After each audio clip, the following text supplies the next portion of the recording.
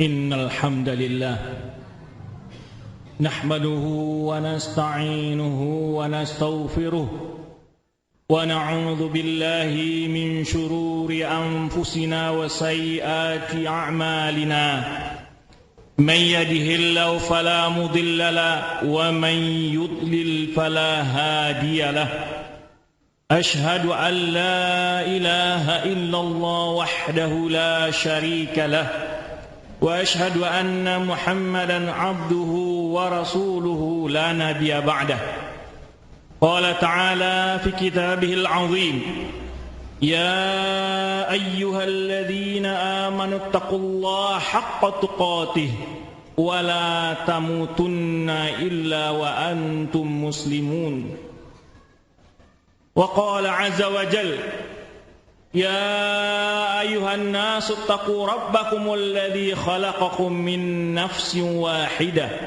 وخلق منها زوجها وبث منهما رجالا كثيرا ونساء واتقوا الله الذي تساءلون به والأرحام إن الله كان عليكم رقيبا وقال تعالى يا أيها الذين آمنوا اتقوا الله وقولوا قولا سديدا يصلح لكم أعمالكم ويغفر لكم ذنوبكم ومن يطع الله ورسوله فقد فاز فوزا عظيما أما بعد فإن أصدق الحديث كتاب الله وخير الهدي هدي محمد صلى الله عليه وسلم وشر الأمور محدثاتها وكل محدثة بدعة وكل بدعة ضلالة وكل ضلالة في النار. Kaum muslimin, sidang jamaah Jumat yang dirahmati Allah Subhanahu wa taala. Dengan tidak henti-hentinya kita memuji dan memuja Allah Subhanahu wa taala atas segala limpahan karunia, keberkahan, nikmat yang diberikan Allah kepada kita, sehingga atas nikmat Allah Subhanahu wa taala kita dapat melakukan berbagai aktivitas kita, melakukan berbagai keinginan kita, menghambakan diri kepada Allah Subhanahu wa taala. Kalau bukan atas bantuan dan kemudahan yang diberikan Allah Subhanahu wa taala, niscaya sekecil apapun kegiatan yang ingin kita lakukan tidak akan bisa kita laksanakan, walau hanya untuk mengedipkan pelipis mata kita atau mengedipkan mata kita. Semoga Allah Subhanahu wa taala menjadikan kita hamba-hambanya yang senantiasa mengenal nikmat-nikmat tersebut dan mensyukuri serta menggunakannya kepada hal-hal yang diridhai oleh Allah Subhanahu wa taala. Betapa banyaknya kita lupa dalam kehidupan kita sehari-hari. Berjuta nikmat yang kita nikmati dalam setiap detik, namun kita lalai dari mengingat Allah Subhanahu wa taala dan mensyukurinya serta mempergunakannya kepada hal-hal yang diridhai oleh Allah Subhanahu wa taala. Semoga Allah Subhanahu wa taala mengampuni kelalaian kita dan senantiasa membimbing kita untuk selalu teringat kepada nikmat Allah dan teringat kepada Allah Subhanahu wa taala serta mensyukuri segala nikmat-nikmat tersebut. Salawat dan salam buat Nabi kita Muhammad sallallahu alaihi wasallam yang telah terbukti kebenaran ajaran telah beliau bawa. Betapa indahnya syariat yang beliau tinggalkan untuk kita.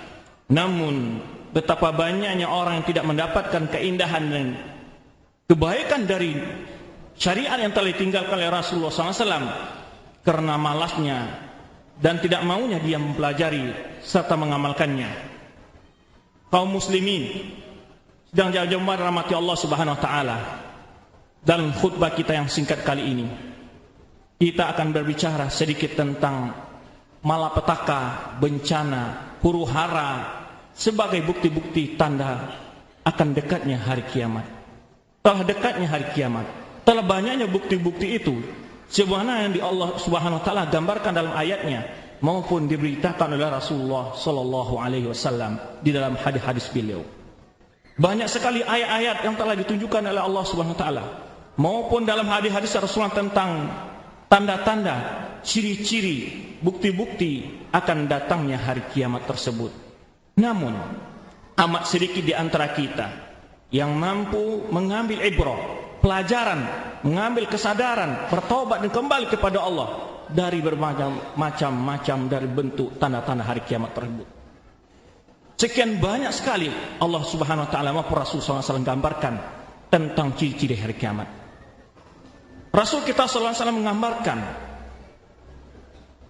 sebelum datangnya hari kiamat akan terjadi pembunuhan yang begitu banyak, kemungkaran yang merajalela, perbuatan zina yang merajalela, meminum khamar, menghalalkan musik, merajalelanya kebodohan, terasa singkatnya waktu, dan begitu banyak sekali hal-hal yang telah terjadi. Sering terjadi gempa, bencana alam, dan seterusnya. Itu pun telah terjadi, namun amat sedikit dari manusia yang teringat dan dapat mengambil pelajaran serta ibrah dari itu semua. Mereka tidak tahu apa sih tujuan Rasulullah SAW memberitakan hal itu. Agar kita waspada. Jika kita diperingatkan oleh pemadam kebakaran atau badan bencana alam, satu kali dari peringatan itu terdengar oleh kita, pasti kita bersiap-siap untuk menyelamatkan diri. Akan tetapi sudah berkali-kali peringatan itu datang dari Allah, dan dikabarkan oleh Rasulullah SAW, dan itu terbukti di hadapan mata kita, dan bahkan di antara kita ada yang terlibat sebagai yang mengalami sendiri. Namun sedikit di antara kita mencoba untuk mengambil pelajaran dari peristiwa-peristiwa itu. Apalagi hal yang terpenting sebelum hari kiamat itu adalah senjata atau benteng yang bisa menyelamatkan orang dari berbagai fitnah-fitnah, petaka-petaka, bencana-bencana sebagai tanda datang hari kiamat, kecuali orang-orang yang punya akidah yang benar, tauhid yang benar. Tidak bisa kita hitung bencana-bencana buat perbuatan kenyataan-kenyataan telah terjadi di tengah-tengah kita. Kekacauan politik, kekacauan ekonomi, perperangan, pembunuhan dan seterusnya. Namun ada hal-hal di sana yang sangat mudah membuat orang jatuh tergelincir kepada kekufuran atau mungkin berbuat syirik kepada Allah Subhanahu wa taala. Terjadi sesuatu hal yang aneh pada langit. Mereka memfoto dan menjadikan sebagai hal-hal yang takhayul dan semacamnya.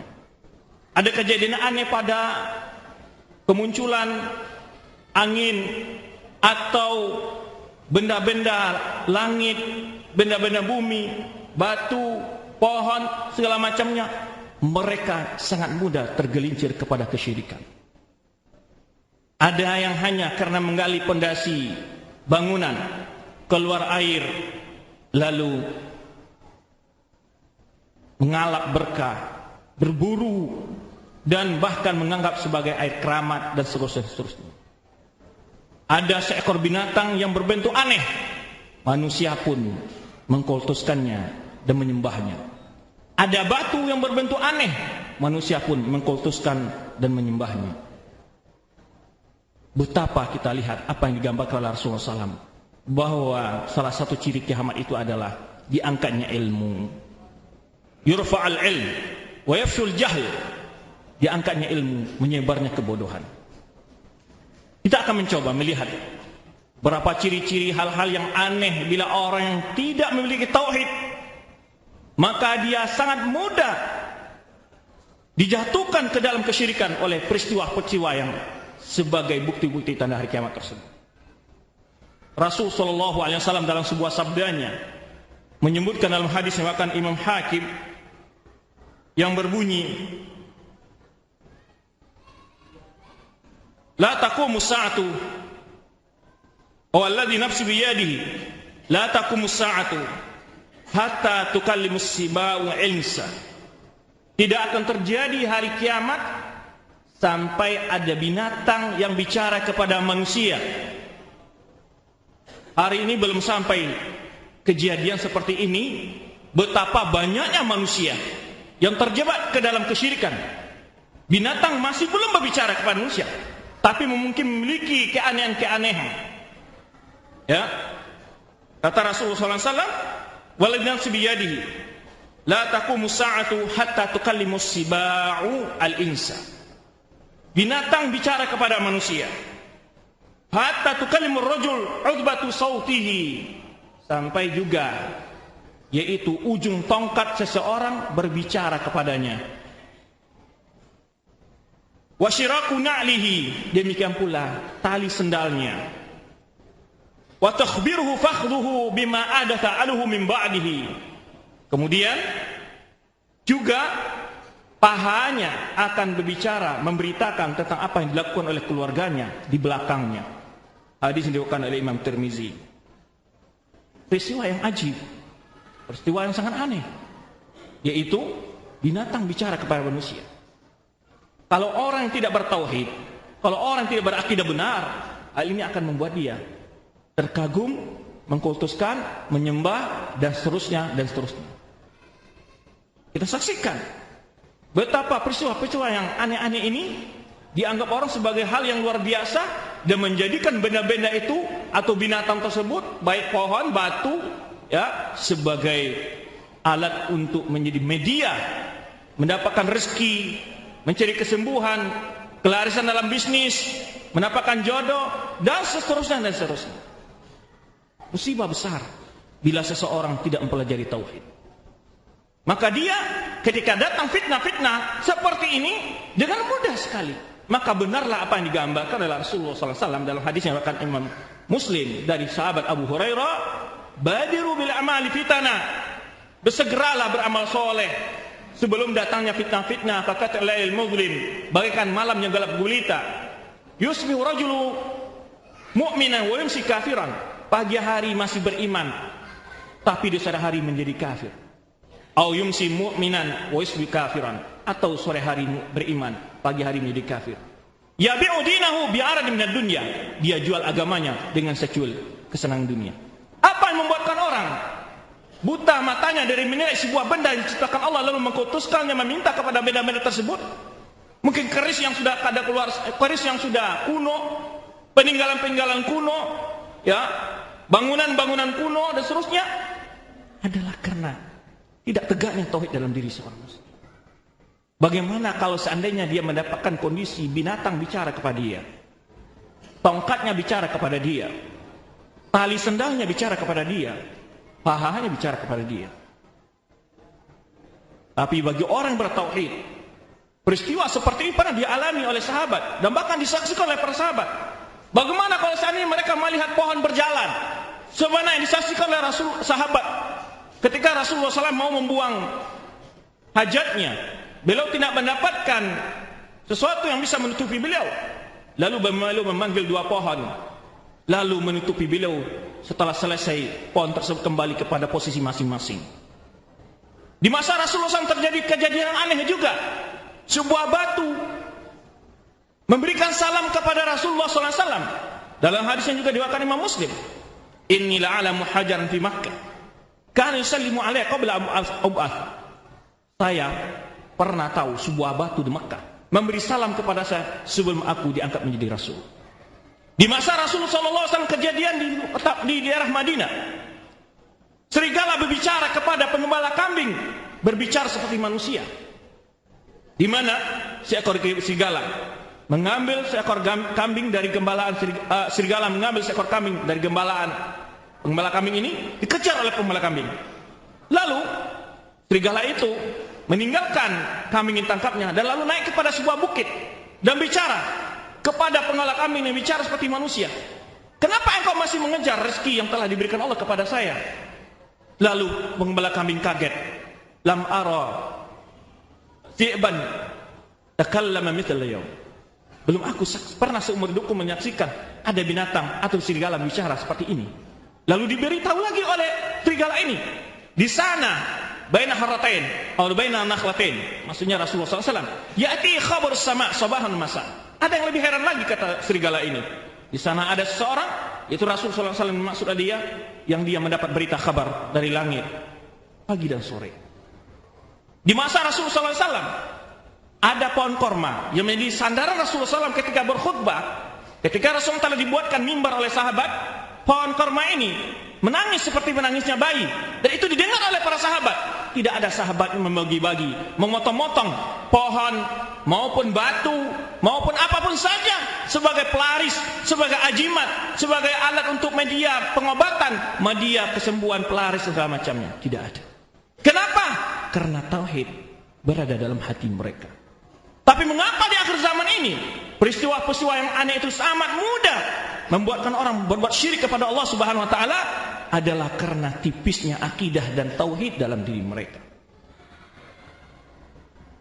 Peristiwa yang lain yang Allah sebutkan, di mana salah satu ciri hari kiamat sangat besar adalah keluarnya binatang dari bumi yang berbicara kepada manusia. Wa idza waqa'al qawlu 'alaihim akhrajna lahum dabatan minal ard. Kata Allah Subhanahu wa taala, apabila telah datang keputusan kepada mereka, kami keluarkan untuk mereka dabatan minal ard tukallimuhum. Kami keluarkan seekor binatang dari bumi yang binatang itu bicara kepada manusia.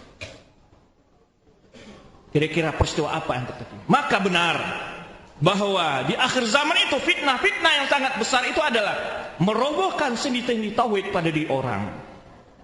Oleh sebab itu, banyak peristiwa-peristiwa yang kita saksikan, hal-hal yang aneh-aneh terjadi di tengah masyarakat, ya, membuat mereka berubah aliran, merubah akidah mereka dan berbuat syirik kepada Allah Subhanahu wa taala. Dari sinilah pentingnya kita mempelajari akidah dan tauhid yang benar agar kita selamat dari fitnah-fitnah di akhir zaman. Maka salah satu media yang bisa menyelamatkan kita dari segala fitnah-fitnah akhir zaman itu adalah belajar akidah yang benar, belajar tauhid yang benar. Kemudian peristiwa-peristiwa yang aneh akan banyak terjadi, di mana salah satu ciri kiamat adalah la taqumus sa'ah hatta ta'udul ardul arab murujan wa anhara. Hadis ini diriwayatkan oleh Imam Muslim, tidak akan terjadi kiamat sampai negeri Arab kembali subur dan banyak sungai-sungai. Berbagai hal, bahkan disebutkan bahwa nanti di Baghdad akan terdapat sebuah sungai beifrat, itu akan ada gunung emas yang manusia berbondong-bondong ke sana untuk berebut mendapatkan hal itu. Disebutkan dalam hadis, yaitu mereka saling berbunuhan demi mendapatkan sesuatu yang menjadi fitnah itu. Di dalam hadis disebutkan 99 di antara mereka berkali, di antara 199 itu yang meninggal, satu yang selamat. Setiap manusia mengira dirinya yang satu itu. Dan begitu banyak lagi fitnah-fitnah yang tidak akan mungkin kita gambarkan dalam khutbah yang singkat ini. Kalau kita tidak punya akidah, tidak punya iman yang kuat, apalagi apabila kita bercerita tentang Dajjal, yang Allah Subhanahu wa taala berikan fitnah kepada dia dalam sangat banyak sekali. Ketika lewat di sebuah perkampungan yang miskin, yang kering, kerontang, dia suruh langit turunkan hujan, turun hujan. Dia suruh bumi menumbuhkan tumbuh-tumbuhan, tumbuh pertanian yang subur. Binatang-binatang ternak mereka mengeluarkan air susu dan itu banyak sekali jumlahnya. Lalu penduduk negeri tersebut diminta untuk menyembahnya. Sampai dia mendekati kota Madinah, dia uji seseorang, apakah engkau mau beriman dengan saya seandainya aku bisa menghidupkan kedua orang tuamu? Orang ini katanya iya. Lalu ayatamassallahu syaitan atau qarin, lalu syaitan atau qarin orang tuanya ini muncul seperti orang tua, kedua orang tuanya, dan dia beriman. Fitnah-fitnah yang luar biasa. Padahal pada diri Dajjal itu sendiri ada bukti bahwa dia itu bukan Tuhan. Di antaranya matanya yang rusak, salah satu matanya yang rusak. Kalau seandainya dia Tuhan, seandainya dia adalah Tuhan, tentulah lebih dahulu dia memperbaiki dirinya yang jelek ini, yang rusak itu. Allah buktikan, tapi siapa yang bisa memahami tanda-tanda itu, yang bisa mengamati hal itu, ya, yang tidak tergoda dengan fitnahnya Dajjal itu adalah orang bertauhid, orang yang belajar akidah yang benar. Maka Rasulullah SAW menyebutkan, Dajjal apabila muncul yang mengatakan mengaku sebagai Tuhan. Lalu Rasulullah menjawab syubhat ini. Rasul kita menyebutkan, wa'lamu annakum lan tarawna rabbakum hatta tamutu.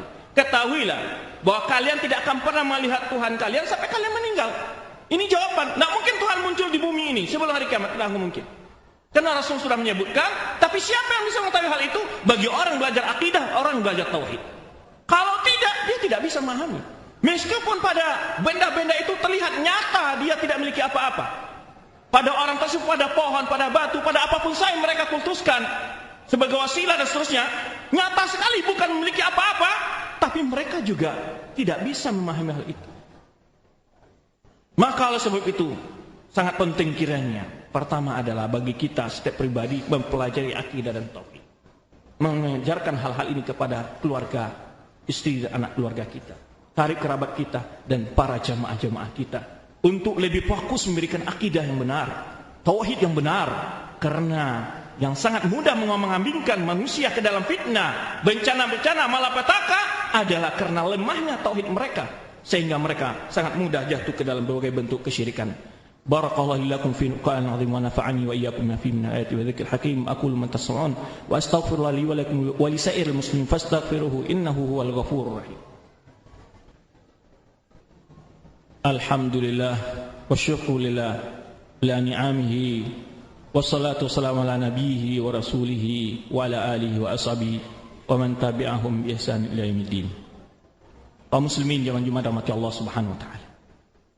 Orang yang bertauhid, dialah yang mampu menghadapi persoalan dalam kehidupan ini dengan sangat mudah. Berbagai peristiwa-peristiwa tidak akan membuat dia goyah, apalagi merubah imannya. Diuji oleh Allah dengan kemiskinan, diuji oleh Allah dengan berbagai bentuk penyakit, diuji oleh Allah dengan macam kondisi, tantangan.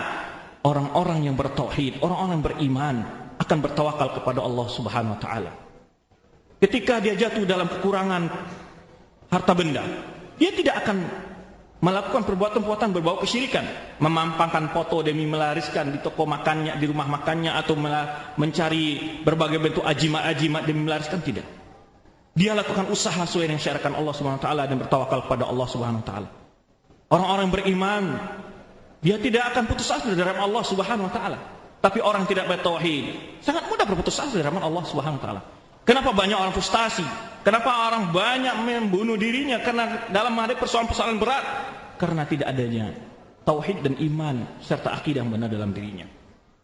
Oleh sebab itu, berbagai macam bentuk penyakit yang ada di masyarakat, solusi utamanya adalah memberikan pendidikan akidah yang benar ketika masyarakat kita. Merajalelanya zina, merajalelanya minum khamar, memakai bentuk-bentuk obat terlarang, merajalelanya perbuatan korupsi dan pencurian, perampokan segala macam. Intinya adalah membenahi kembali, membangun tauhid kembali di tengah-tengah diri umat.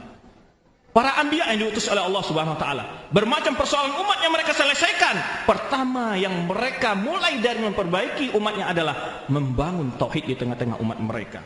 Jika tauhid yang dibangun, insyaallah berbagai kebahagiaan akan datang. Sebagaimana Allah sebutkan dalam janjinya, dalam firman-Nya, wa'adallahu alladziina aamanu minkum wa 'amilus shalihat. Allah janjikan kepada orang beriman dan orang beramal soleh, la yastakhlifannahum kama stakhlafal ladziina min qablihim. Allah akan jadikan mereka orang-orang yang berkuasa sebagaimana Allah telah memberikan kekuasaan kepada orang-orang sebelum mereka. Wa limakinana lahum dinahum alladzi irtada lahum. Allah akan jadikan agama mereka agama yang teguh. Allah kokohkan agama mereka. Walibadillah min ba'di khaufim amna. Allah akan ganti kondisi mereka yang takut, kondisi mereka yang susah menjadi kondisi yang aman sentosa. Syaratnya mana? Ya'budunani wa la yusyriku bi syai'a. Mereka hanya beribadah kepadaku, kata Allah, dan tidak berbuat syirik sedikit pun. Ini adalah keagungan yang luar biasa yang akan diperoleh oleh orang-orang yang bertauhid. Dia akan menjadi orang yang mulia, menjadi orang yang memiliki harga diri, memiliki orang-orang yang tentram dalam jiwanya, dan agamanya akan dikokohkan oleh Allah Subhanahu wa taala. Maka oleh sebab itu intinya adalah kita kembali memfokuskan, lebih mengutamakan perhatian kita, mendidik umat kita bertauhid yang benar, berakidah yang benar, sehingga muncullah dari akidah yang benar akhlak yang mulia, amal soleh, pergaulan yang baik, dan dapatlah dikendalikan berbagai bentuk-bentuk penyimpangan-penyimpangan di tengah masyarakat kita. Allahumma salli ala Muhammad wa ala ali Muhammad kama sallaita ala Ibrahim wa ala ali Ibrahim wa barik ala Muhammad wa ala ali Muhammad kama barakta ala Ibrahim wa ala ali Ibrahim fil alamin innaka Hamidum Majid. Allahumma fil muslimina muslimat wal mu'minina wal mu'minat al ahya'i minhum amwat. Allahumma ati nufusana taqwaha wa zakkiha anta khairu man zakkaha anta wali wa maulaha. Allahumma a'inna ala dzikrika wa syukrika husni ibadatik. Allahumma ansurnal mujahidina fi sabilik wa ansur ikhwanana mazlumina fi kulli makan. Rabbana zalamna anfusana wa illam taghfir lana wa tarhamna lanakunanna minal khasirin. Rabbana atina fid dunya hasanah wa fil akhirati hasanah wa qina adzaban nar. Ibadallah, innallaha ya'muru bil adli wal ihsan wa ita'i dzil qurba wa yanha 'anil fahsya'i wal munkari ya'idukum la'allakum tadhakkarun. Fadhkurullaha al-jalil yadhkurkum washkuru 'ala ni'amihi yazidkum wa la dzikru akbar. Wallahu ya'lamu ma tasna'un.